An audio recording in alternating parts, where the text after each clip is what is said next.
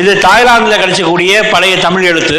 அடுத்து இதான் ரொம்ப அதிசயம். தங்கத்துக்காக தமிழர்கள் எப்படி உலகம் முழுக்க போயிருக்கான்றதுக்கு தாய்லாந்தில் பெரும்பதன் கல்னு தங்க முரசர்கள் தமிழில் எழுதியிருக்கு.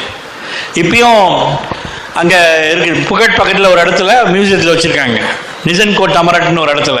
அடுத்து இது மணிமேகலை இலக்கியத்தில் படிச்சிருக்கோம். இன்றைக்கும் தாய்லாந்து, கம்போடியா, வியட்நாம், லாவோஸில் மணிமேகலை கடவுளாக இருக்காங்க. மணிமேகலா தெய்வம், லைட்னிங் காடுன்ற பேரில் இருக்காங்க.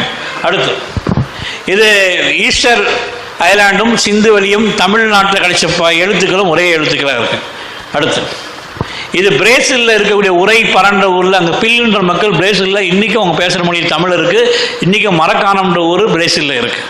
அடுத்து இது சைனாவில், இன்றைக்கும் சீனாவில் போகர் காலத்தில் போன தமிழர்கள் பாண்டியன்ற ஊர் பேரில் நிறைய சைனா பாண்டியன் ஊர் இருக்குது. அதில் ஆயின்ற மக்கள், உங்களுக்கு தெரியும், ஆய்க்குடி கேள்விப்பட்டிருப்பீங்க. ஆயின்ற மக்கள் இருக்கிறது கிட்டத்தட்ட 2800 மக்கள் இன்றைக்கும் வாழ்ந்துட்டு இருக்காங்க. ஆயின்ற மக்களாக வாழ்ந்துட்டு இருக்காங்க.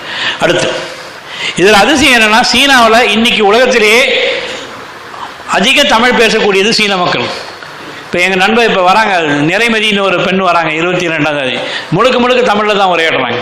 நம்மளே பழக்க தோஷத்தில் சமயத்தில் ஆங்கிலத்தில் உரையாடுறோம், அவங்க தமிழில் தான் உரையாடுறாங்க. அதேமாதிரி ஹிலானி, சிஆர்ஐ என்று சொல்லி சீன வானொலியில் பேசுகிற அத்தனை பெண்களும் தமிழ் பேசுகிறாங்க. அடுத்து இது மருதை எங்கே இருக்குது தெரியுங்களா? ஜப்பானில் இருக்குது.